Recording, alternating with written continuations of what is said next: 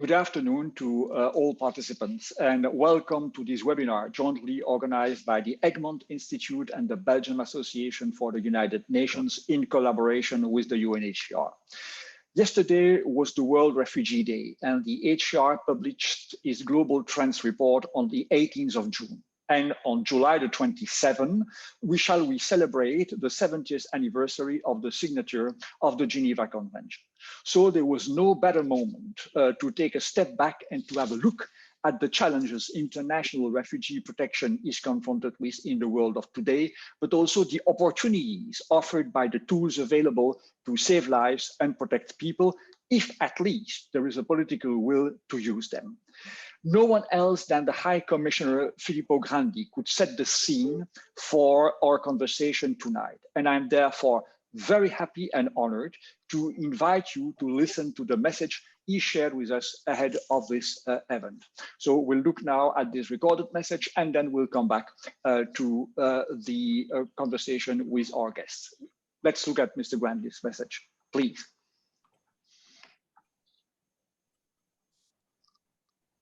"7 years ago, in the shadow of the Second World War, governments, including Belgium, signed the 1951 Refugee Convention, a landmark agreement codifying the ancient traditions of asylum and protection.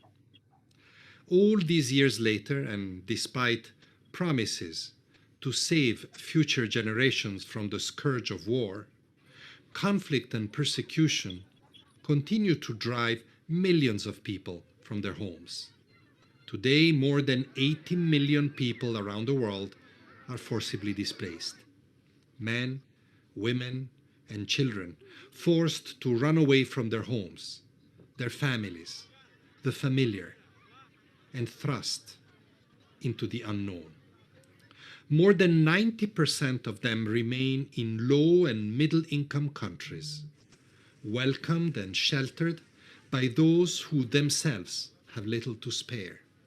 Unlike 7 decades ago, we have much better information, knowledge, and understanding of what is happening in all corners of the world. Knowledge that should prevent us from turning a blind eye to the suffering and injustice that is happening both on the other side of the world and also within our own countries and communities. Information that should ignite us to act and to counter stigma and to help those in need. And today we have better tools to respond to crisis, including refugee flows. Tools like the Global Compact on Refugees, which was affirmed by the United Nations General Assembly in 2018, and which calls for a more equitable sharing of the burden and responsibility for hosting the displaced, and for greater attention to be paid to solutions for refugees. Yet it is also clear that the principles, words, and goals of the 1951 Refugee Convention to provide international protection to those in need are as relevant and important today as ever, as conflict, persecution, and increasingly climate force more and more people to move. I'm therefore most grateful to the Egmont Institute, the Belgian UN Association, and to all of you for joining today's important event and discussion. And I really apologize that I cannot be there in person to listen to the debate. I wish you a very fruitful discussion and thank you for your continued support to UNHCR and refugees. So the invitation is there, and after such a forceful message, we owe definitely to the High Commissioner an in-depth conversation about the issues at stake. Figures speak for themselves. As the proportion of migrants with regard to the total world population remained fairly stable over decennia, the number of forcibly displaced persons deserving some kind of protection has multiplied by 4 these last 10 years. The question is therefore the one rightly addressed and answered by the High Commissioner. Is an instrument adopted in the aftermath of the Second World War still relevant in the world of today, marked by massive and lasting displacement, growing number of IDPs without clear legal protection status, new situation as illustrated by the new category of Venezuela as illustrated in the statistics presented by the HCR. And I cannot refrain to note that the picture illustrating the press release for the World Refugee Days by the HCR has been taken in Ecuador. Not to mention, of course, climate-induced displacement. What is more worrying is the fact that highest jurisdiction, civil society organizations, let alone the HCR itself, are denouncing blatant systemic violations of basic protection rights and principles. And many of them are taking place in the backyard of the European Union. So should we refer to the titles of two papers published by Foreign Affairs, respectively, in 2019 and 2020? One was reading "The End of Asylum, a pillar of the liberal order is collapsing, but does anyone care?" The other one was reading "Europe turns its back on refugees and its own values." Or are there pathways to a more proactive, aggressive, should I say, way to promote the fundamental right to protection in the 21st century? To have this discussion, we have with us three distinguished panelists, and I will introduce them immediately. So a few words of housekeeping as usual. This webinar is recorded, and the recording will be available soon on Egmont's YouTube channel.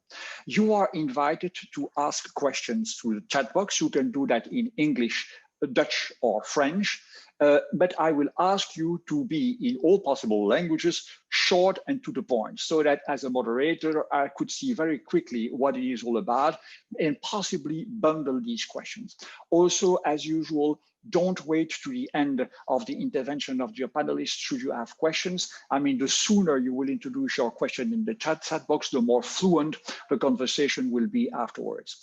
And at the end of this webinar, I will be very happy to pass the floor for our co-hosts, Mr. Wollard and Mr. Nieuwenhuis, to draw some concluding remarks of what promises to be, no doubt, a very interesting discussion. So the floor I will now turn to Gonzalo Vargas Llosa, who is the director for the Europe Bureau of the HCR. Mr. Mahdi, as State Secretary, will understand that there is no protocolar mistake there, simply because we thought that Mr. Vargas Llosa could follow very swiftly on the presentation made by the High Commissioner. Mr. Vargas Llosa, we would like you first to dwell, as we would like Mr. Mahdi afterwards and Catherine Hulot, to the challenges, which are definitely numerous. I mean, the HCR has definitely the global picture. So what is the assessment by the agency of, I mean, the main challenges you are confronted with today in implementing your mission? Please, the floor is yours.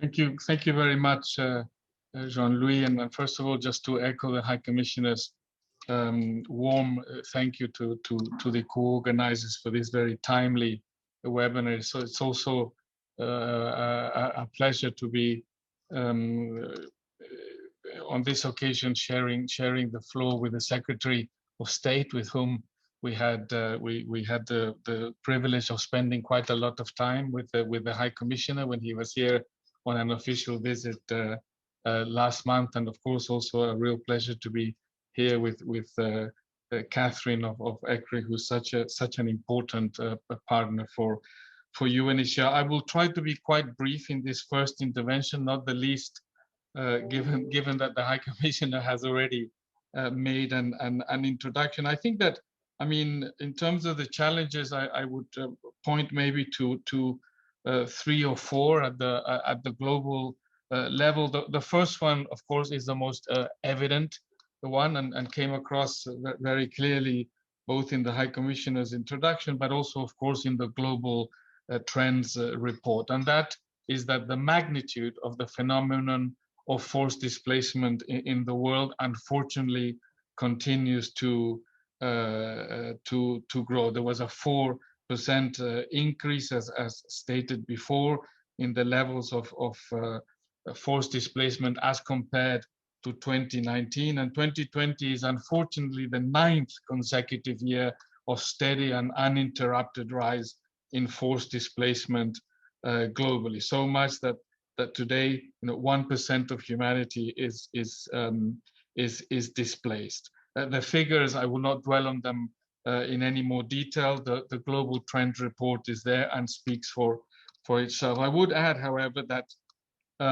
we also have to take into account that this increased displacement has also taken place at the very moment in which we were all facing a pandemic, a year in which everybody's attention and priority should have been on combating COVID-19 instead of combating each other.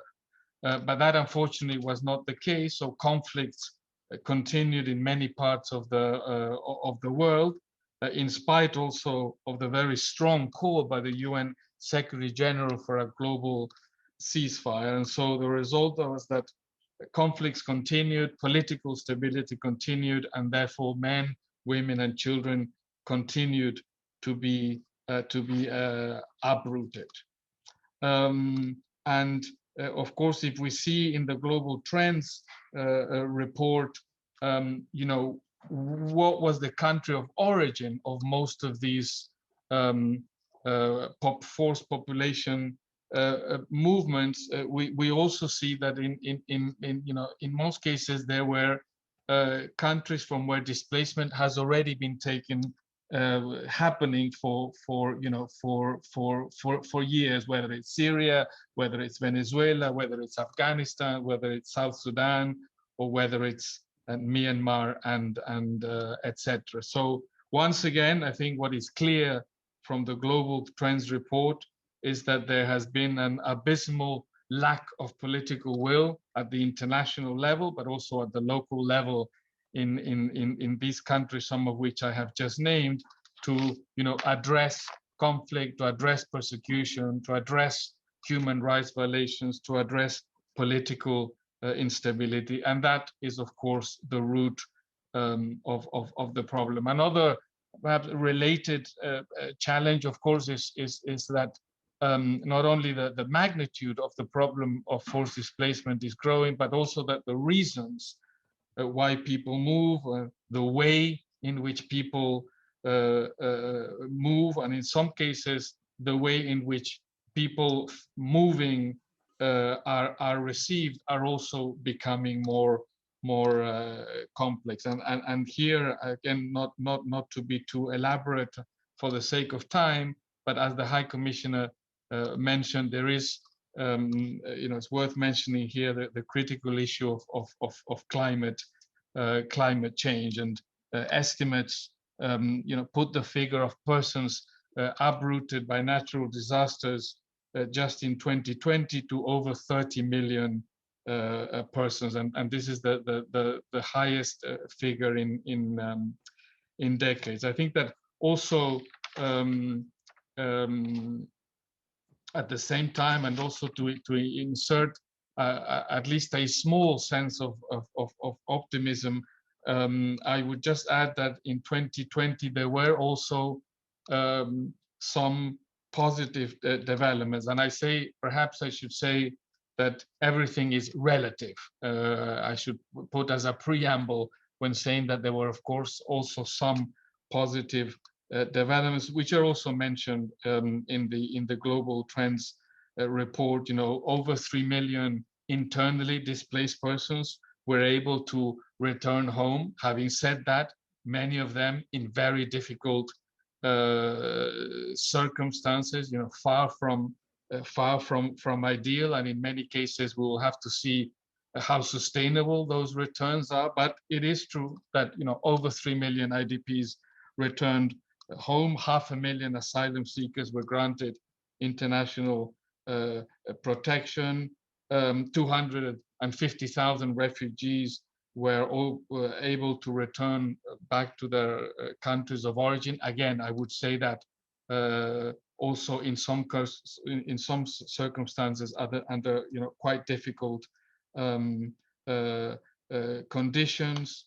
And then when it comes to statelessness, although I know that this is not the topic of discussion today, but there were almost 65,000 stateless persons in almost 30 countries who obtained or confirmed their nationality. And perhaps more relevant to the discussion today, that I would say that despite the COVID-19 restrictions, some 110 countries still made asylum possible in one way or another in 2020. I think I will leave it there as a first intervention. Thank you.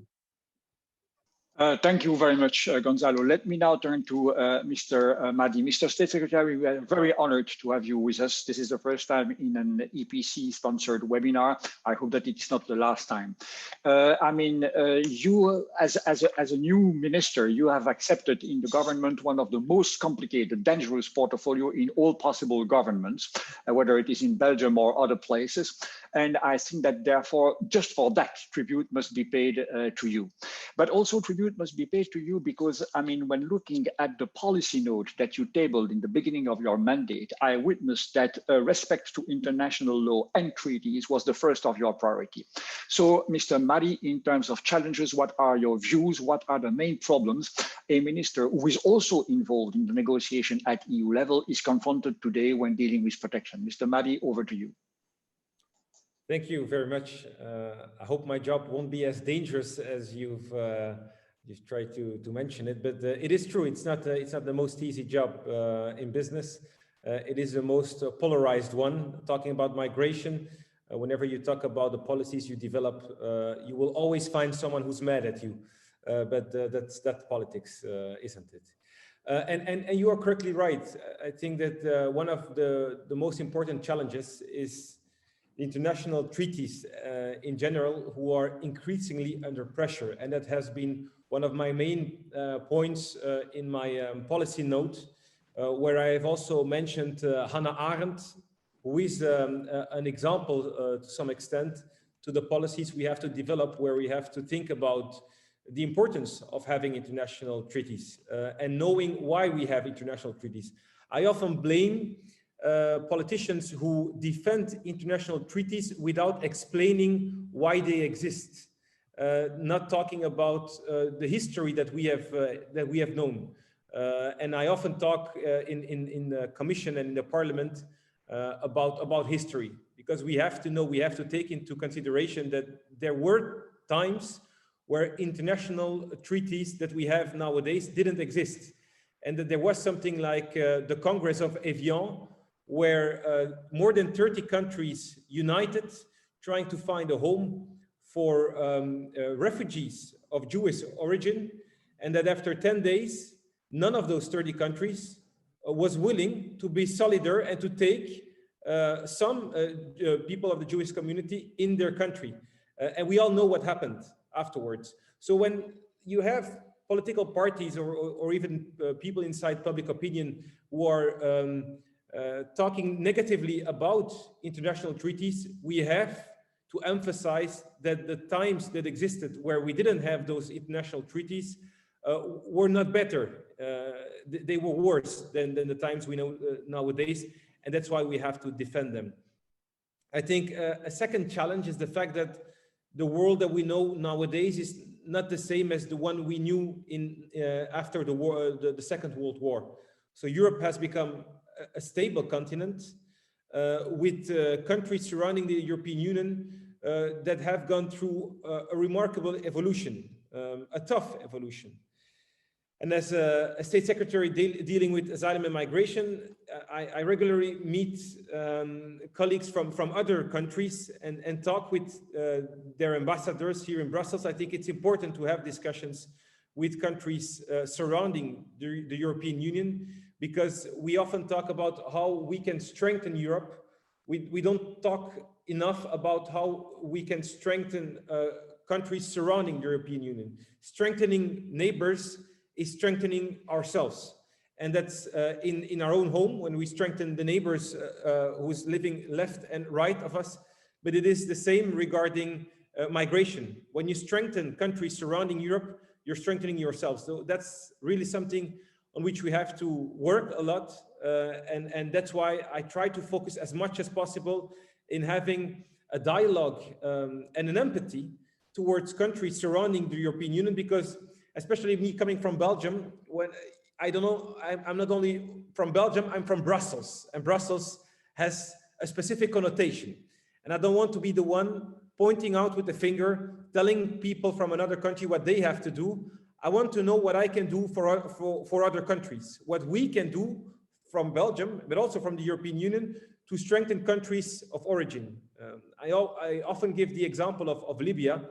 Libya was a country of emigration not so long ago. People went to Libya to work, went to Libya because it was a stable country. It was not a good country, but it was a stable country. If you want to make it a better country, you need to make sure that it becomes better than what it was before.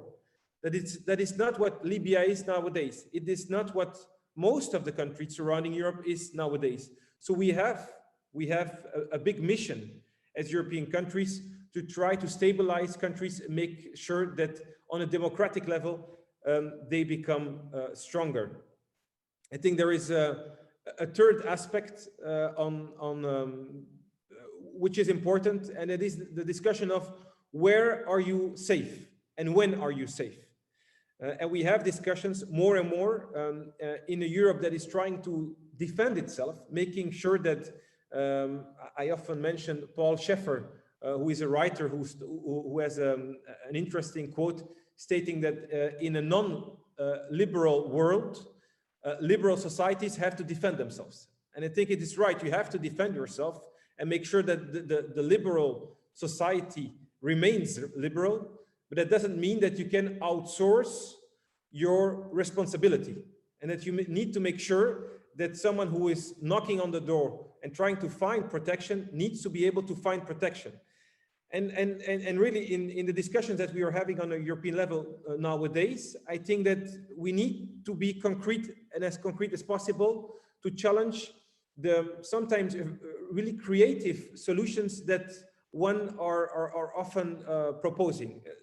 We should ask ourselves the question, do we want a Syrian woman fleeing from Daesh to go to Rwanda or go to Uganda and have international protection over there? Do we want to outsource the solidarity for that woman in that country? Do we want a Russian gay man fleeing persecution to go to Eritrea and being protected there? What are we doing with the political refugee from Belarus? To which African country are we going to outsource our problem or our responsibility? That is really the question that we need to ask ourselves. I think that that's our responsibility, making sure that everything is happening rightly. And then the last aspect, if we want to do so, we need to make sure on a European level that we have a better European migration system. And the way we are handling it right now is not working. And if we are not doing it in a right way, then we can be sure about one thing, that is that populist parties and people who are criticizing international and European law will be the leaders of the new world. And so to make sure that that doesn't happen, we need to make sure that migration is being handled better, and making sure that you can have a right to seek for asylum at the European borders, and make sure that everyone has his or her part of solidarity. Because if we don't manage to deal with migration and the migration fluxes like the problems we had in 2015, I've mentioned it many times on a European level, and I want to mention it here as well. My fear is that we will end up in a new world in a few years, and it won't be a good world. Thank you. Thank you very much, Mr. State Secretary, for having asked a series of very right questions, and we'll certainly come back to them in the second round of intervention. Catherine Woolard, let me now turn to you. I'm going to make a very personal comment. I'm a frequent reader of all publications of ECRE, the civil society organization that you lead, and I'm always impressed by the accuracy of these publications. Of course, ECRE is an advocacy organization, but such a documented advocacy organization that really, I mean, the output of ECRE and hopefully the influence ECRE can have on decision makers is impressive. So we are therefore very happy to have you with us tonight. Catherine, the floor is yours. Thank you for those compliments. I would say we certainly managed to produce a huge amount. I'm not sure that the influence makes its way all the way up to the council, but the state secretary would have a better view on that. So I'm going to comment on 3 challenges to the right to protection in Europe. And I'm going to base my assessment on the work that we do here in Brussels and in Strasbourg with UN mechanisms and so on, but primarily on the evidence that we have from our more than 100 members in 40 countries across Europe who are working on every aspect of protection from the moment that people arrive, and indeed even before they do often. The first challenge is a rather banal one, and that has already been mentioned. The sheer number of people who need protection, which is increasing year on year and will continue to do so. As Global Trends has highlighted this year, most of the main countries of origin of refugees and IDPs are conflict-affected countries. And what we've seen since 2010 is that the number of conflicts taking place globally and the deadliness of conflicts taking place has been increasing. There was a downward trend after the end of the Cold War, and that was reversed from 2010. And since then, the number of conflicts has been increasing. I won't repeat everything that's said, but just to add, there's a certain irony in this, because we have a lot of evidence about what to do about conflict.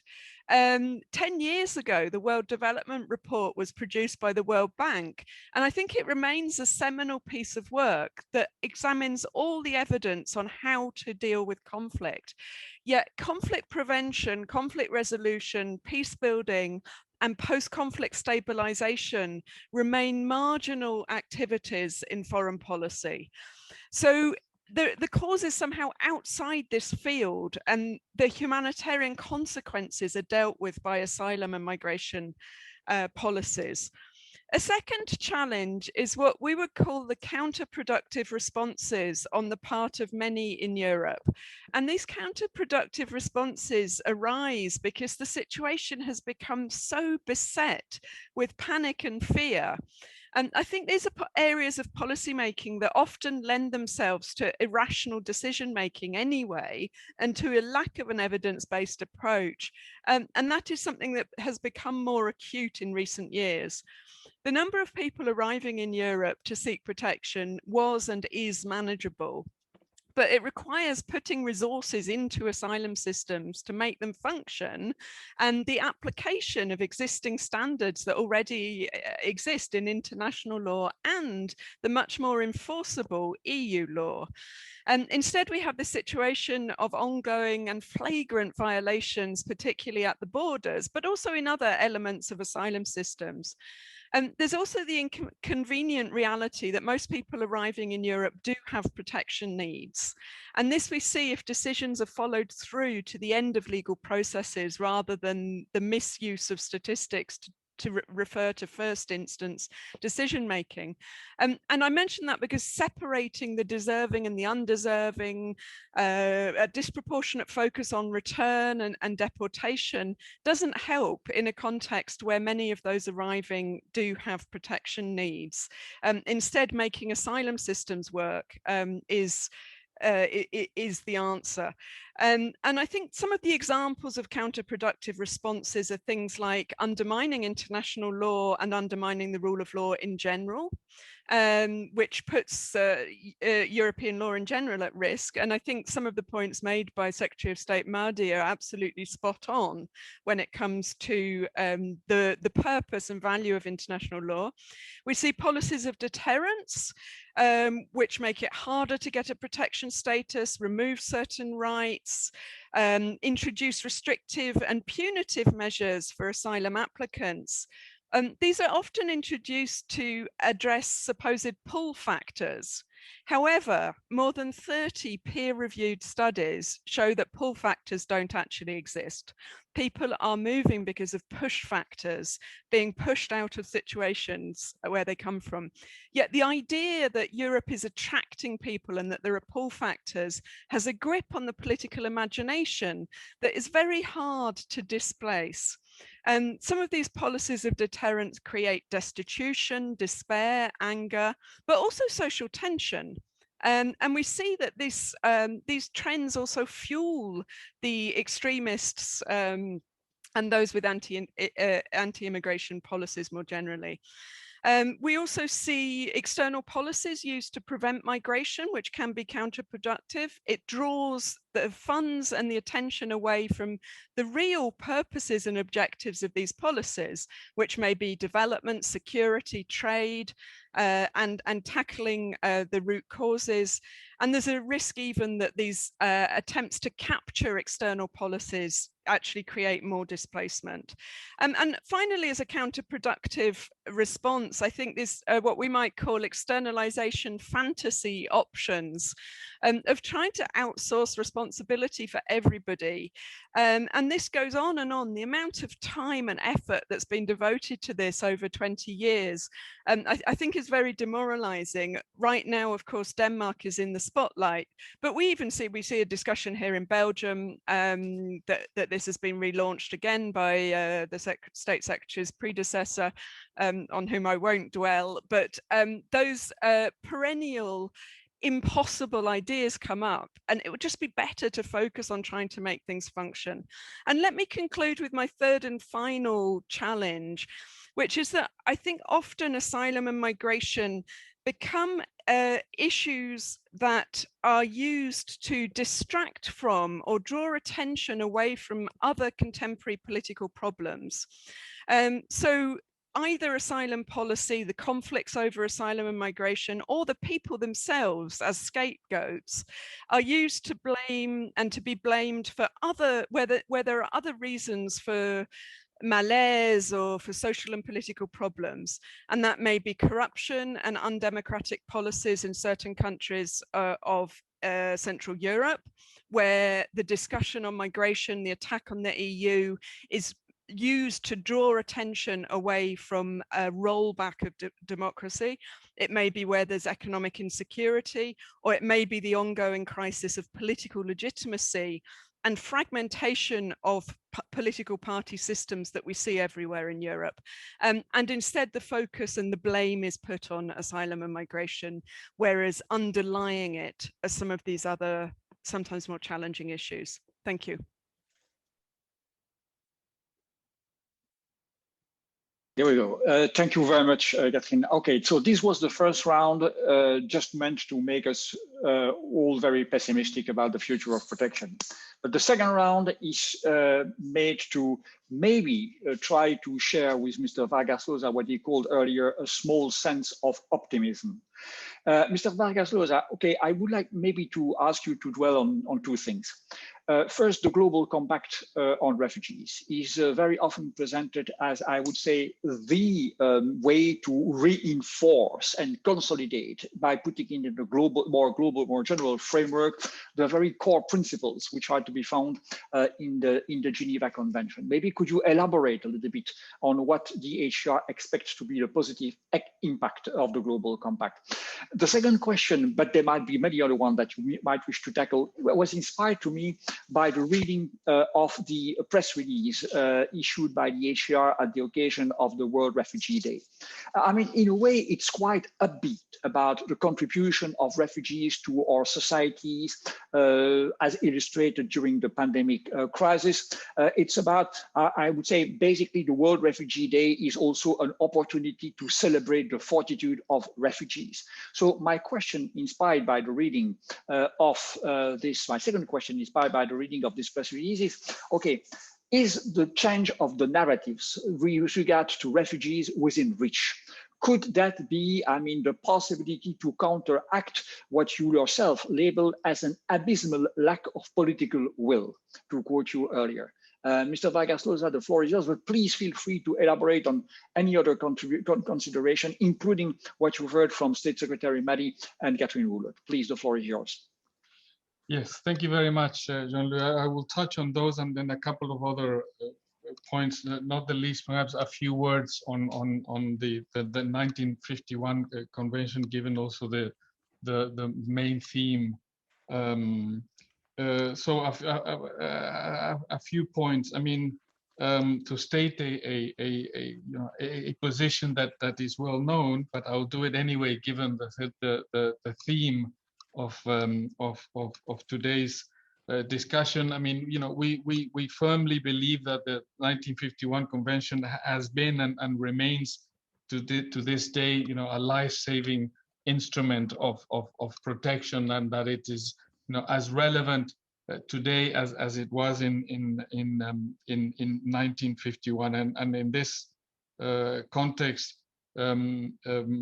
anyone working for UNHCR or interested in refugees should take the opportunity, as I will do now, to urge and encourage any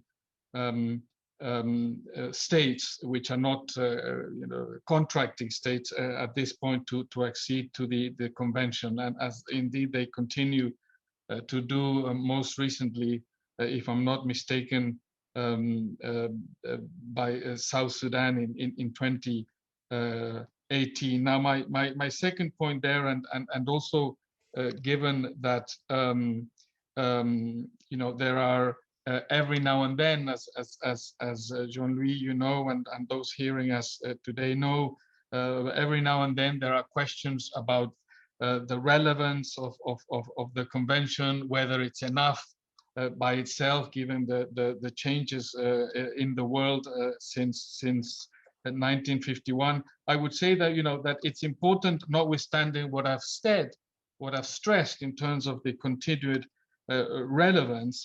It's important to remember, for everybody, to remember that the convention has, over the years, of course, been, for example, complemented, if I can use that word, by regional instruments seeking to better address the specific challenges, if you like, in those regions. For example, as many of you will know, in 1969, the Organization of African Unity adopted a convention that expanded the definition to encompass those who had fled because of external aggression, occupation, foreign domination, etc.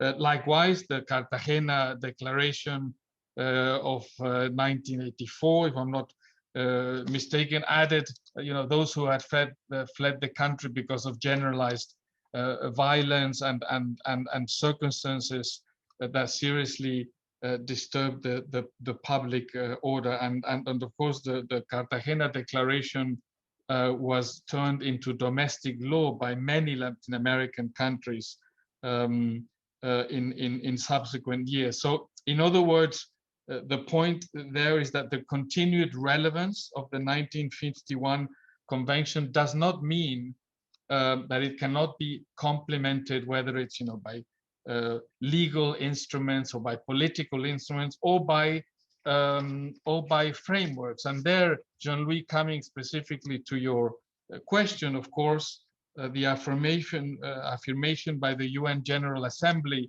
in December of 2018 of the Global Compact on Refugees was a very, very important event, because this framework, of course, sets out a whole range of measures for states, but not only for states, also for a wide variety of actors, including, of course, civil society, NGOs, faith-based groups, the private sector, etc. To share responsibilities to share and broaden responsibilities for refugee protection and support and aid, and for solutions for refugees in a more predictable and effective manner. And that, of course, is also a way of helping to fully implement the 1951 convention. So all that that I've said really just to show that while the 1951 Convention remains extraordinarily relevant and is extraordinarily important on its own, it needs to be complemented as the challenges around us evolve. Now, turning to the EU itself and also looking ahead, I think that one important step that member states could or should take, not the least in the year in which we are celebrating the 70th anniversary of the 1951 Convention, is really, as Secretary of State Madi also suggested, is really to come together and reach an understanding and cooperation around the key issues of responsibility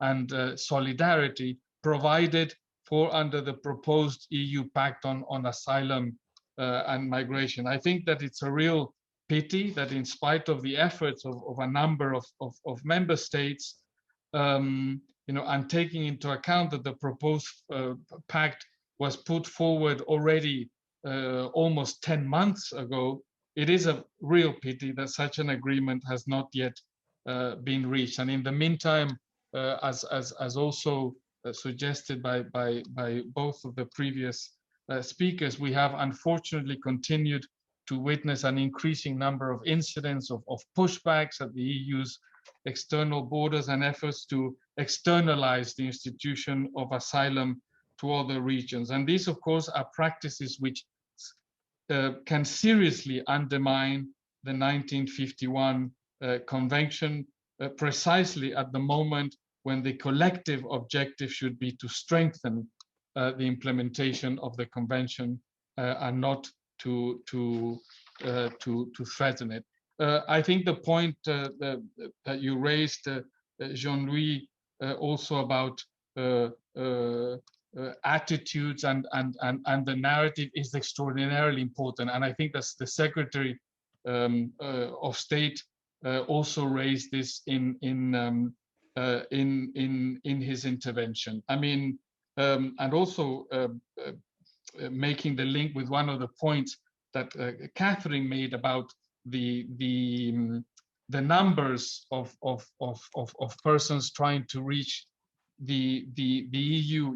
It is absolutely, I think, reprehensible, but also absolutely untenable and unjustifiable from an objective point of view. This great imbalance you have between what, as Catherine said, are very manageable numbers of persons fleeing and trying to reach Europe, and the rhetoric of us being here in the EU being invaded, our traditional values being threatened, our culture being threatened, and so on. But despite this extraordinary disparity between the narrative and the facts, the fact is that this narrative, has taken hold and is not going away. And I think it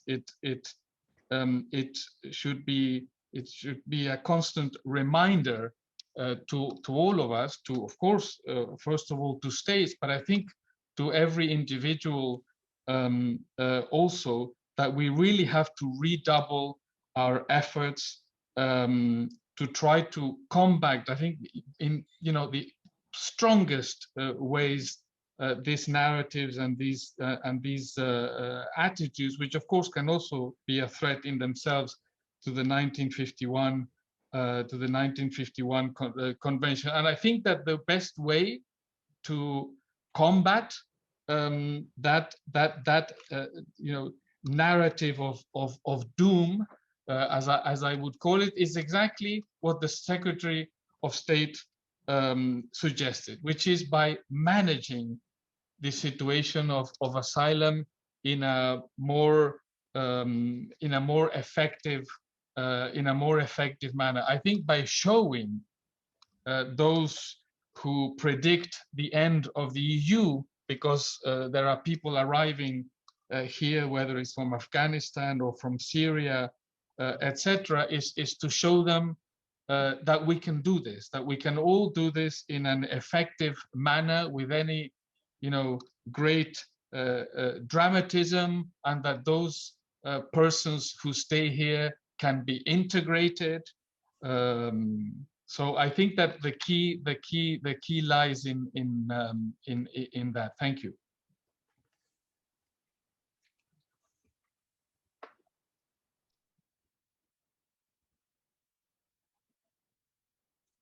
For that. After all these years, I'm still as slow as I was in the beginning with restoring my audio. I'm sorry about it. I mean, Mr. State Secretary, I could not imagine a better introduction to your second round of intervention than what Mr. Vargas Llosa just said. I remember vividly that in the early days of the negotiation of the pact, you were one of the ones advocating for a somewhat more documented discussion by, for instance, requesting simulations and forecasts about the implementation of the measures at stake, which show that you are exactly in the direction that was just hinted at by Mr. Vargas Llosa. I remember also we hosted recently together with EPC a webinar with Commissioner Johansson, and she delivered in the beginning of her intervention a very powerful message saying the EU migration system is not broken. It works, it functions on a daily basis. Of course, nothing is perfect in this world. And of course, there are things which are missing, and people have a tendency to focus on what does not work and forget about what works. And most probably, Mr. Madi, the same could be said at national level. Is the Belgian asylum system broken? Does it function? And isn't it time maybe to have a somewhat more positive narrative about what works and what does not work in Belgium? There is, for instance, a question addressed to you about the number of asylum requests tabled in Belgium. I mean, this could be a way to illustrate that, okay, Belgium, in an imperfect way, sometimes does also deliver. Mr. Madi, the floor is yours. Thank you very much. You're asking me a quite difficult question and a quite big challenge, trying to change the way we talk about migration and be positive in a world where everyone is negative about migration. I think there are definitely ways to talk on a positive way of migration. I think stories are a first one. I was two weeks ago in the IKEA, not buying furniture for being completely correct with you. I was there because IKEA has a great project in the whole world and in Belgium as well, trying to give a first job possibility to refugees, making sure that they can integrate inside society. And it is important, I guess, to show to the society that people who come here and who receive international protection, that they are an added value for society, that they are keen, willing, and they absolutely want to work. Last week, I was at a debate, not about migration and asylum seekers. I was at a debate about people wanting to create their own enterprise, about entrepreneurship. And it was about entrepreneurship from people seeking asylum and from recognized refugees. So when you want to talk positively about migration, I think we should stop only focusing on the point of someone seeking for international protection, but looking at what someone can add as a human being inside the society. When I was talking about entrepreneurship, I talked about the fact that people who are seeking international protection, they have the DNA of an entrepreneur because they are willing to take risks in life. And in Belgium, God knows that entrepreneurship can be stimulated a bit more than it is nowadays. So people seeking, who are willing to take risks, we can use them inside our society. People who want to work at 5 in the morning and do something and show themselves in the best way that they can, we can use those people in our society. I think that's one way to show that migration, integration, and refugees are not always as negative as some want to show them. On the other hand, I do not believe that the migration system that we have on a European level nowadays is perfect I would even dare to state that it is not good as it is right now. When you see that today there is a slippery slope, some countries who are being as creative as possible with international law in the hopes that others that do respect international law will take up all responsibility. When you see what's happening at in some countries inside the European Union, but at the borders, the frontline countries, some countries do know that by not respecting international law as they should, there are some European courts who will give responsibility to other countries. So there is a slippery slope where we have to be afraid about. And international, the migration that's being handled on the European level should be handled way better than it is nowadays, where yes, there should be solidarity among all European countries. That is not the case right now. So I think that we have to do a lot. And you were right, one of the solutions we as the small Belgian pragmatic country, we try to propose was having the simulation exercise, because on the European level, we are always talking about, I mean, I've mentioned it many times on the European level.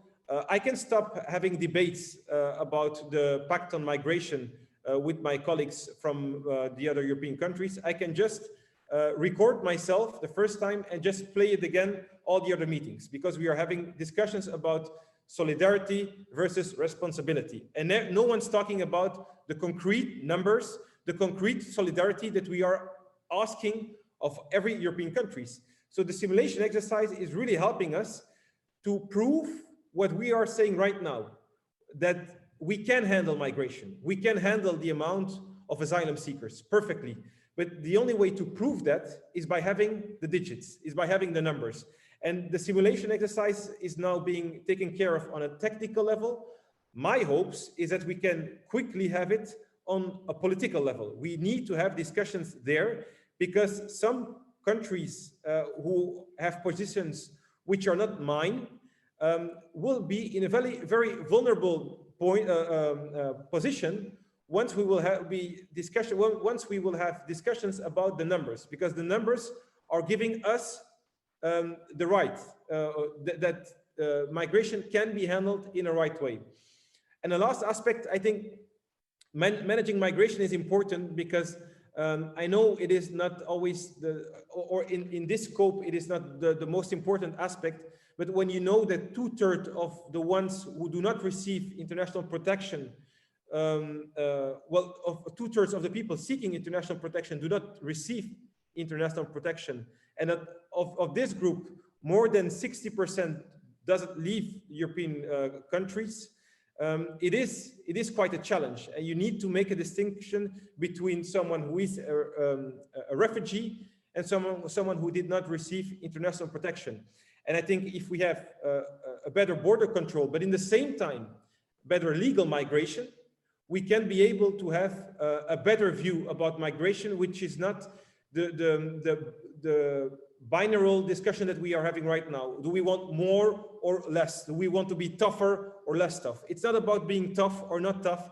It's about being well educated about migration and about being smart. We need smart migration regulation, and we need migration if we want to be a European continent that in the upcoming years will still be as strong on the labor market to be able to cope with the challenges with all the other continents who are trying to take over our strong position. So we need migration. We need to do it on the right way, on a smart way.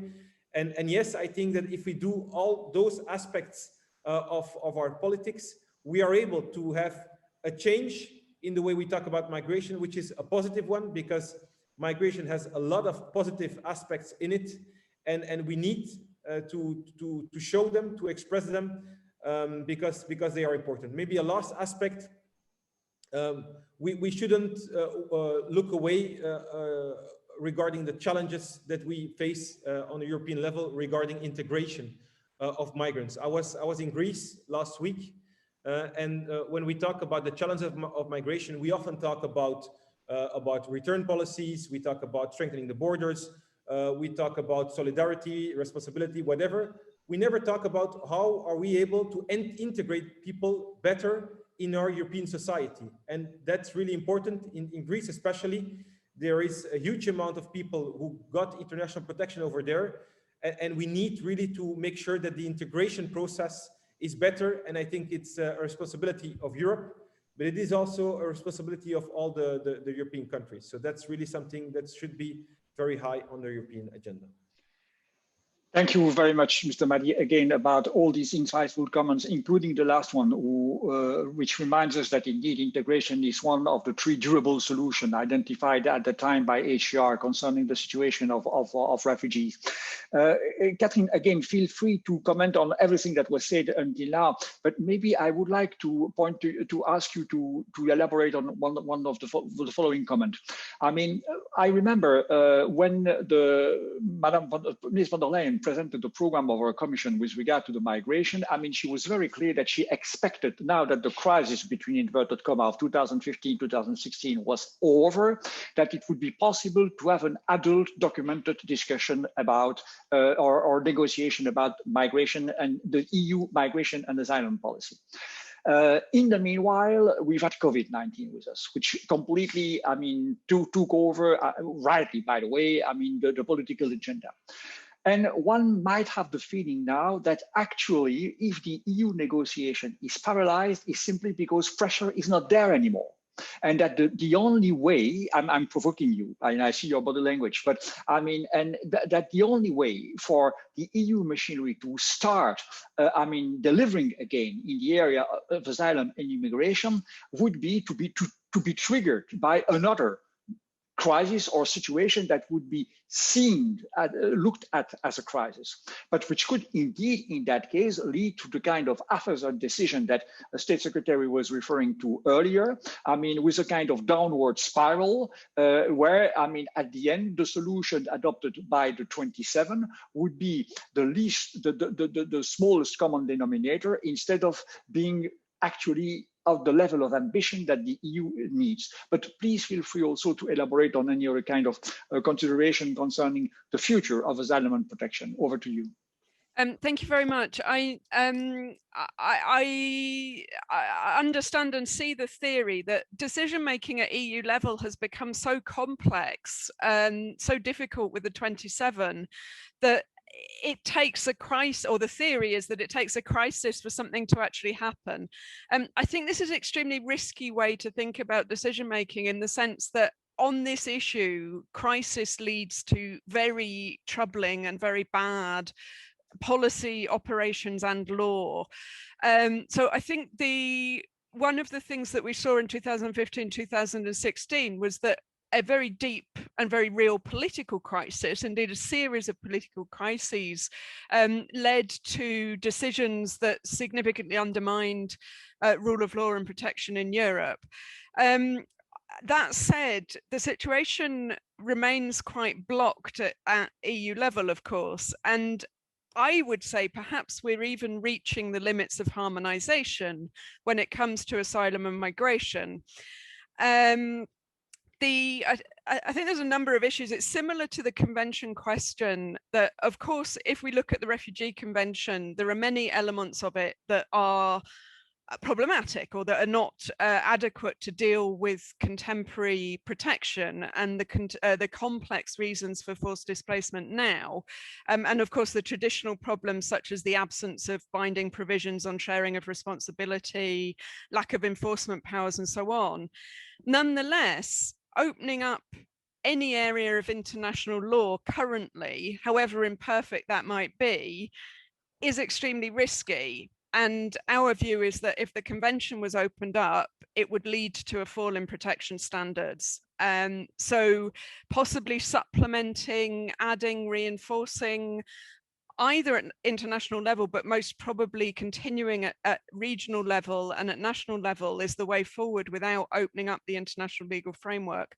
I think the same argument can be made concerning EU asylum law. Our assessment of the proposals and the legislative proposals attached to the pact is that overall they would reduce protection standards in Europe without addressing certain of the dysfunctionalities of the system. And I think this is due to the political context and the pre-discussions that the Commission had with different member states, meaning that certain of the long-standing problems, such as the Dublin problem, that we all know, were not put on the table because they were considered impossible. I think there's also perhaps a general EU problem here, which is about the production of law and focusing on the production of law, which is sometimes easier than the application of law. Here we see, I think, also an attempt to use law to resolve political conflicts, which leads to highly complex and at times unworkable legislative proposals. Because the underlying political conflicts and the irreconcilable positions of the member states are then translated into this huge complex legal construction. That said, our perspective, we're trying to play a constructive role nonetheless. We have a dual strategy, which is proposing amendments and often based on introducing safeguards, but also reducing complexity on the legislative proposals so that there is a workable, or there could be a workable EU solution. And insofar as we're in any part of this, obviously civil society, at least trying to keep that moving.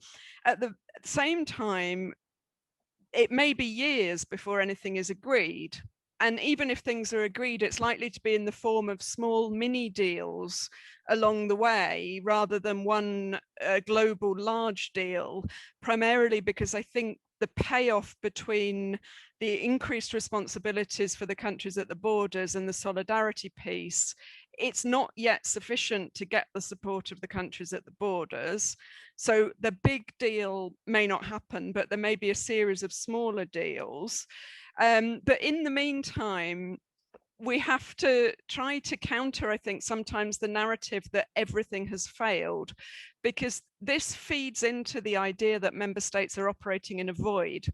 We already have this major problem of compliance, and before whatever happens with the pact, there are complex, extensive legal obligations in place which should be respected. And there are ways to put pressure and leverage on countries in order to respect those obligations.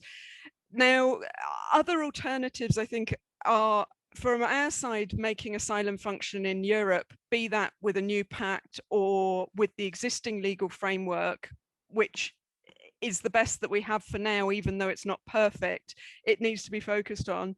But in addition, short-term operational responses to deal with humanitarian crises, such as the search and rescue situation, solidarity to compensate for the failures of Dublin, and a focus on what we might call flanking measures, safe and legal channels, a massive expansion for those who need protection, but I think even more important for other forms of migration.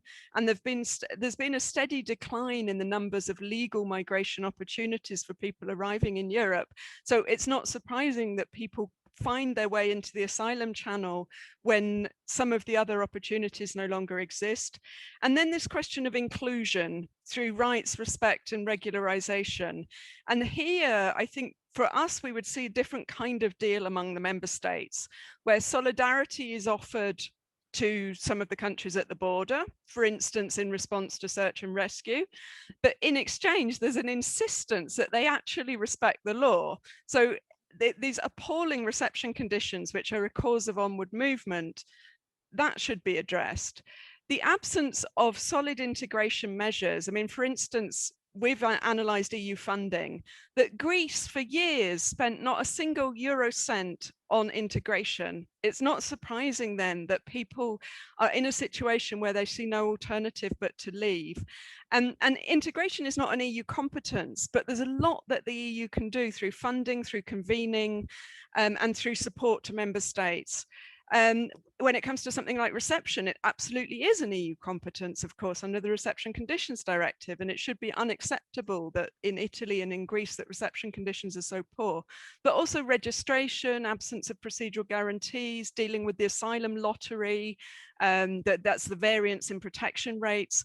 All of those things contribute more to onward movement. And solutions in those areas we would see as more useful than trying to set up this system of detention centres at the borders and containing people there, subjecting them to substandard asylum procedures and supposedly returning them quickly, which we know won't really happen. Return is part of asylum and migration policy, but it's not the answer to very much, to be honest, in the sense that I think even if the return rate doubled, so many of these different issues would remain, and they need to be addressed and they need to have resources allocated. I would say also we should note that of the 2/3 who receive a negative decision, the majority of those decisions are overturned on appeal. So there are so many people who do need protection. It's the simple reality. And a final remark from my side, I don't think these issues are a question of optimism or pessimism. I think like many discussions and debates over rights, they're sort of perpetual struggles and perpetual discussions and debates, and with arguments on both sides. And this is an area that's perhaps less concerning and less depressing almost than other areas of human rights. I think most people in Europe understand that anyone can be a refugee, and it's in Europe's own recent memory that many Europeans were refugees, and many still are. And if we're looking at the 1990s, it's in very recent memory. And public attitudes, although often used to justify harsh policies, we see a general positive trend going back 30 years in terms of support for refugee protection and support for immigration more widely. Where that changes is in cases where governments become hardline, and particularly where the extreme right is not just part of a governing coalition, but leads the government. And then public opinion follows, let's say, the pronouncements of policy leaders and so on. And from our side, as human rights NGOs, we're not necessarily the ones going to change the narrative, because we're part of this conflict very much. I think our members and our staff members here and others with a refugee background, refugee-led organisations do have a key role to play. But beyond that, I think it sits with political leaders. And on a positive note, the European Commissioner Johansson, I think, has been very good at trying to make this a normal policy area and to render it something that is handled in the same way that other policy areas are handled, rather than at this constant crisis pace where there's a risk that measures are taken by emergency ordinance and everything goes in a very troubling direction. Thank you. I really want to thank our three panelists for their so insightful intervention. I mean, they raised so many questions. I mean, I see them now piling in the chat box and in the discussion box, also in my mind, by the way. But unfortunately, we still have, I would say, 10 to 15 minutes before we bring this session to a close. And I pass the floor to Peter Vollard and Philippe Nieuwenhuis for the concluding remarks. So I would be utterly selective in identifying a few topics on which I would like to get your reaction. The first one comes immediately from what you said, Catherine, and is reflected by at least two questions in the chat box. It's about what the migration professionals do call mixed migration flows. Someone is saying, well, but okay, our webinar is about asylum seekers, not about migrants, and we talk a lot about migrants. But at the same time, of course, we all know, and that one of the key challenges the international protection standards have been confronted with these last decennia has been, I mean, the mixed mixed nature of most of the migration flows, whether they come from the east or the south, and trying to enter the EU. And in a way, when you look at the proposals of the Commission in the new pact, it's about dealing with mixed migration flows. This border procedure, which is so controversial, is exactly about mixed migration flows. So question to the three of our panelists, do you think that the answers that are provided to the issue of mixed migration flows are the right ones, or should we be more creative? The second question is about exactly the balance between, how could I say, the sharing of responsibility in a spirit of solidarity. Because I think that this challenge is certainly a European one, but Mr. Vargas Llosa will correct me if I'm wrong. I think that it's also the core of the Global Compact itself, and that the Global Compact itself is aiming at trying to find this balance at a global level. So do you think that we took the right way to try to achieve that? And if not, what could we improve? And my last question would be about the external dimension of asylum, and that was hinted at also by Mr. Mahdi in his initial intervention. I would refer to one figure that was quoted by Mr. Grandi in his introductory statement that, correct me if I'm wrong, Gonzalo, but that 85 to 90% of the refugees do find shelter in the neighboring countries from the region that they have fled. Initially, the external dimension of the asylum policy of the Union was to cater for the situation of these countries, in the understanding that people actually fleeing persecution were not aiming at end up in a sweatshop in London at the end of their travel, but their main aim was to return as quickly as possible in decent condition to their countries of origin, and therefore they saw no reason to leave the country of first asylum if they were offered decent protection and reception capacities in this country. That was the meaning of the external dimension of the asylum. Don't you think that we are about to lose it when we saw latest developments and there was, of course, the example of Denmark and the example that you quoted yourself, Mr. State Secretary, the example of diversion of initial view in a way which is pretty perverse. And at the end of the day, of course, the key question is, okay, is EU a credible interlocutor when dealing with the external dimension of migration and asylum challenges, as long as it is not able to put its own house in order? So, these three questions there are many others also in the chat box, and I apologize to those who have not seen their concern reflected by what I said now, but we have to be a little bit selective. So maybe taking the follow-up order of the initial intervention, Mr. Vargas Llosa, then Mr. State Secretary, then Catherine, and in a way, these would be also your concluding remarks before we pass the floor to Mr. Nieuwenhuis and Mr. Wola. Gonzalo, the floor is yours.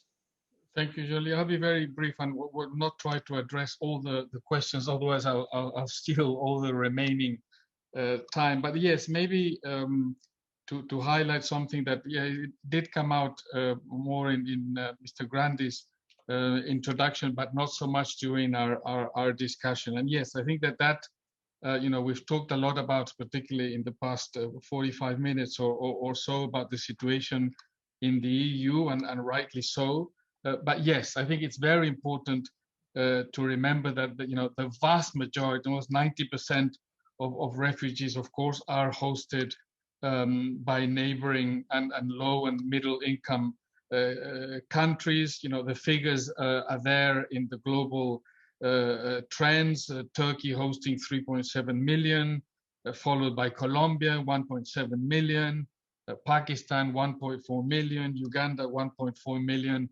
and so on. When you look at those numbers and then you compare them to the numbers arriving in the EU, which are of course very, very, very small in comparison, I think that it's clear that this is a situation in the EU, certainly, which is manageable. What is also clear is that the emphasis has to be, yes, and I agree also with some of the references here made by the Secretary of State in terms of the importance of return. He talked about the importance of addressing root causes, but of course the critical importance of supporting in an even more effective manner the refugees who are in some of these countries that I have listed. And there the key, and I think that this was very much the point, or at least a very important part of the point and the reason for the Global Refugee Compact, was to, broaden, make much more effective the support from countries such as those in the EU to those large refugee hosting countries, because of course ideally the solutions for most of those refugees, certainly not necessarily for all of them, but certainly for the vast majority of them, are either return or integration in those neighboring countries. But that will require a much greater effort politically, financially, also from countries, wealthy countries, such of course as those in the EU, and also making a shift, certainly from a support that is largely humanitarian to a support that also includes a much greater component in terms of development, inclusion, and integration. So I think that's all from my side. Thank you.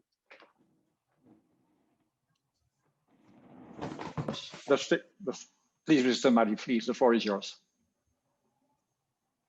Thank you very much. Well, there were some interesting questions, and I want to build upon what Mr. Vargas has already said correctly regarding the fact that most refugees seek for protection in the region, and I think that's one of the aspects that we need to emphasize. Most of the time, people are shocked when they hear that 3.6 or 3.7 million refugees are living in Turkey, for example. The only thing I'm wondering is there is the sociologue and the psychologue Jonathan Haidt, who wrote an interesting book about the feeling of justice. And I think when you want to, when you're trying to convince people about your refugee or your migration policy, you need also to use the right emotions. And there are emotions of solidarity, but you also need to focus on the emotions such as the fact that policies like resettlement are important for us because there is international solidarity, but also because of the fact that if you don't do resettlement, for some countries in the region, it is impossible to be solidar and to be humane with all the people asking for protection. So we have our role to play there. And me personally in Belgium, I'm focusing in my resettlement policies regarding countries who have a lot of refugees in their countries, because we know that if we want to support countries helping in the region, it is only possible if we try to do our fair share of resettlement as well. So I think that's one of the main concerns and one of the main aspects of our resettlement policies. Regarding the European way of handling, I want to be positive about it. I had an interview in Politico where they were almost laughing at me, and not laughing at me, but calling me naive because I'm still believing in a European solution. But I mean, the solution will be European or will not be. So we need to focus on a European solution. I think we need to have more political leaders as well, believing in a European solution and advocating for one. We had a first important step with EASO, with the European Agency of Asylum, where there was a political agreement upon that. So there are steps being taken, and we need to take a few other steps if we want to get further. But of course, the external dimension is the most important one, the one we don't talk about enough. So that's why I focused in my first intervention about Libya, but I could mention 50 or 100 countries where we as a European continent or Western European countries as a whole have an important role to play. And when I'm talking about an important role to play, I'm talking about making sure that those countries can be rebuilt, can be stronger democratic countries, and not about looking at what we as Europeans or we as Western European countries can take advantage of being present in some countries, because that's often the only scope of our external dimension that we had. When Mr. Vargas talked about return or integration, I even want to go further. For me, it's not return or integration, it is integration or integration in any way. Integration in society where they have the right of getting international protection, so whether it is Belgium or another European country, or integration in the society where they have to return, because most of the time, politicians such as myself, we only look at our responsibility and it stops whenever someone enters an airplane or enters a bus, and then it's not our responsibility anymore. Where we also have a responsibility taking care of the integration of the person who left his or her country receiving the last amounts of money from people in the neighborhood who thought that that person would be able to give a better future to everyone in the neighborhood. So we have a responsibility also regarding the integration in countries of origin. And the last point is the last remark I mentioned in Luxembourg when I was talking with my European colleagues, and that was that I don't know who of you has holidays coming up in July or in August, but I told my colleagues that they have to cancel all their holidays, because my frustration is that I feel that no one understands how critical the situation is right now, especially regarding COVID, and that COVID has an impact on health, but also regarding security in a lot of countries in the world. And you see that a lot of countries are getting a lot of internal frustrations that we will have to cope. And if we don't put it as high on the agenda as we should, I can tell you, and I can make you sure that July and August will be tough months, but the upcoming years will be tough years as well, because we have a role to play regarding COVID in a lot of countries, and not only in Europe. So I hope that we will do so, because otherwise we will have even bigger problems than the ones we faced in 2015. We definitely have to remain vigilant, that is for sure. Catherine, please. Yes, thank you. Let me try to come in on some of the questions that the participants have put forward. On European options and solutions and so on, and the possible deal on solidarity and so on, I think from our perspective, a European approach is necessary and is possible, but we may end up going down in the direction of majority and coalitions of the willing, rather than expecting all countries to be on board. And our concern generally is that, given the state of both rule of law and the anti-migration and anti-refugee policies in certain countries, there's a risk that everything is dragged down to that level. So those who want to preserve protection may end up working in different formats. In terms of mixed migration, I think some of the simple answers are too simple, like many simple answers. The idea that there can be quick decisions and quick return of people is I think, a false solution. Of course, in some cases that can occur, but firstly, many people do have protection needs. Secondly, what we see looking into asylum systems is that there are many complex cases that cannot be easily filtered. And then finally, even when we look at those who get a negative decision after exhausting all possible remedies, so there's no question about protection needs, they've got a rejection, they've got a return decision, then the real problem is that countries of origin don't cooperate. And so, yes, it's part of asylum and migration policy under certain conditions, but putting too much emphasis on it, I think, is also a way that leads, we hear this from the Commission, for instance, that leads to the risk of failure, because it's really not within Europe's hands often to deal with this. I think for us, it's not about saying this is not part of the issue. It's about saying that there's a disproportionate focus on that. There are, I think, other ways, long-term ways to deal with this question of mixed migration, and this lies in legal migration, and it lies in understanding and tackling the causes of forced displacement, neither of which is simple, but has to be done. And that takes me to the second point, which is external dimension of asylum and migration policy. And we would draw a distinction between external dimension of asylum and migration policy and external policies.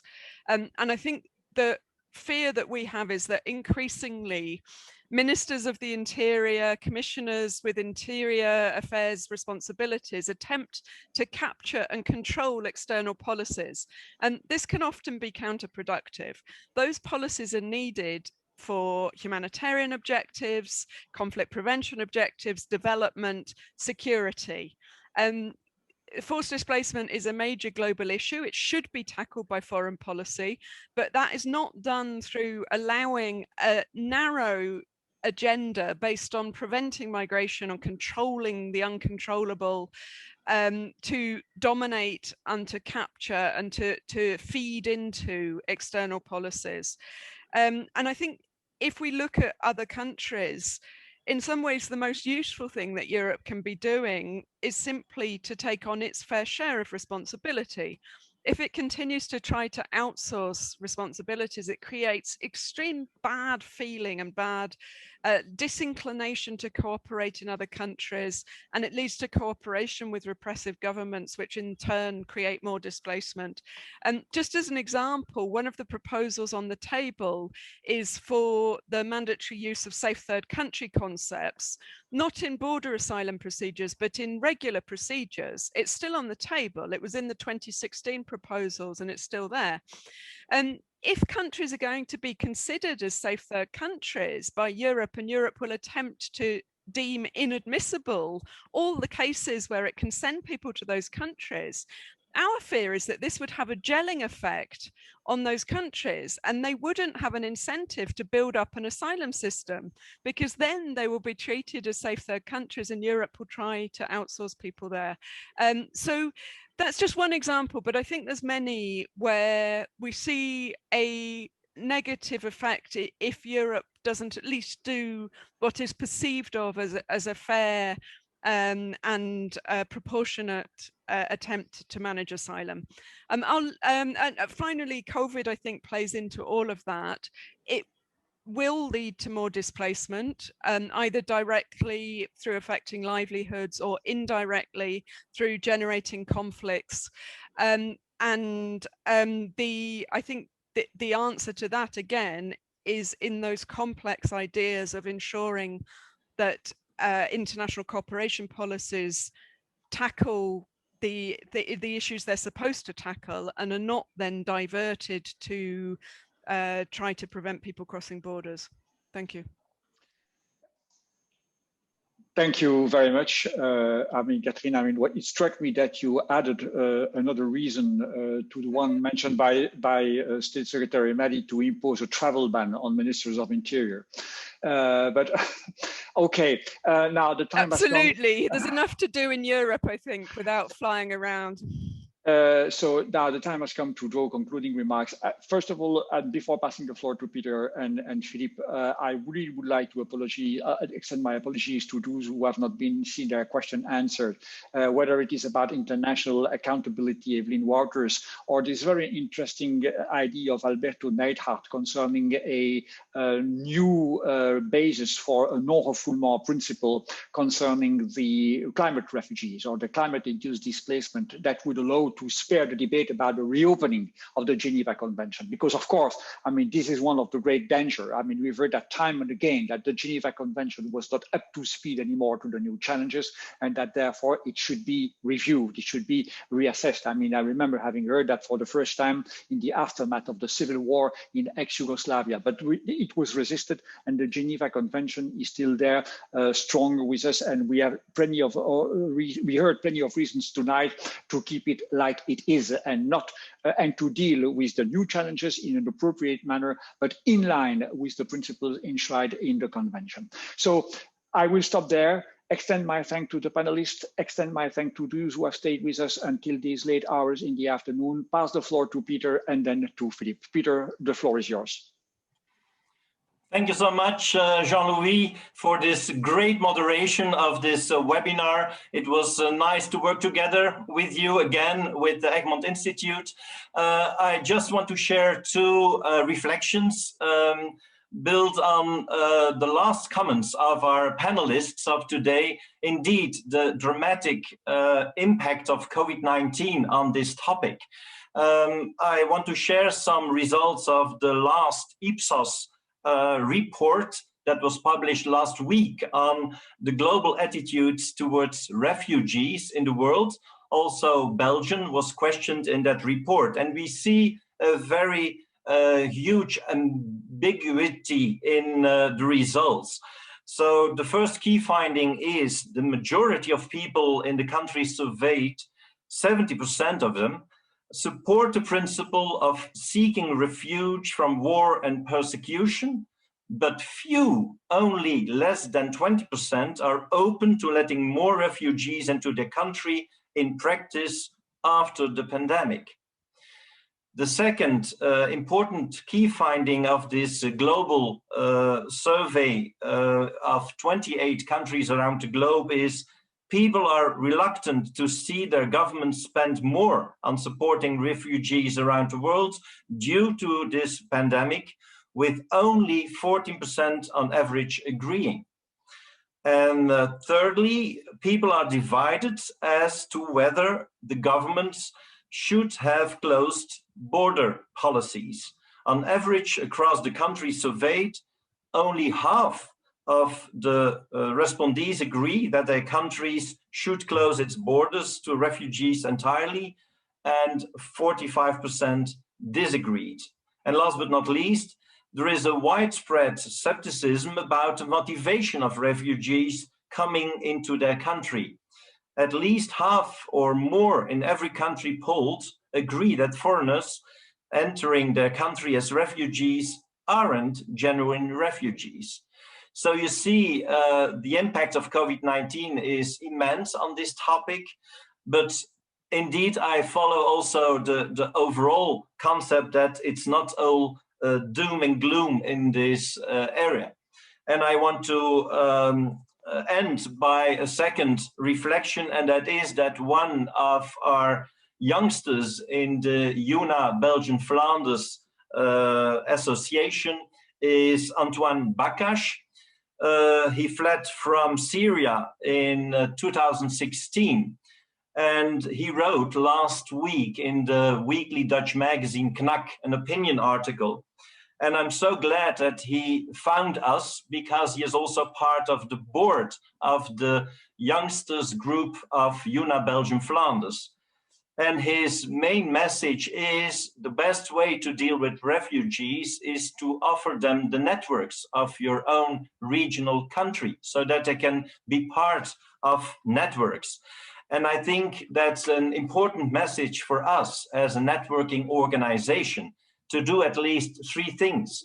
The first is we will take this advice seriously of Antoine, and indeed, please join us in our network in Belgium to enforce the topics of the United Nations: peacekeeping and security, human rights, and sustainable development.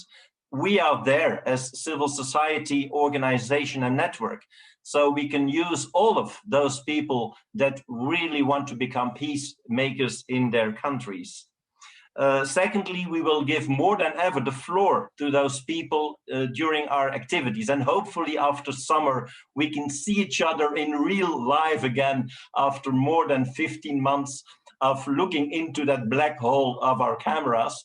So please join us in September to meet us for activities about those topics, because, and that's my last point, I think we can play a very important role in offering facts and figures on this sort of topics, inform people, communicate about this complex topic through our network. Our newsletter is growing since 3 years. More and more people are asking to receive our newsletter, to be informed in a very accurate way on this sort of topics on peace and security, human rights and sustainable development.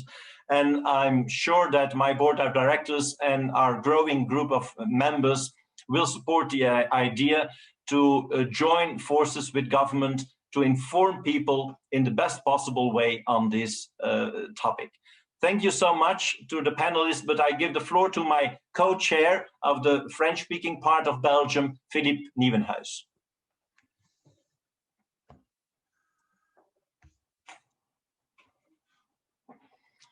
Well, The microphone is on, Philippe. yes, okay.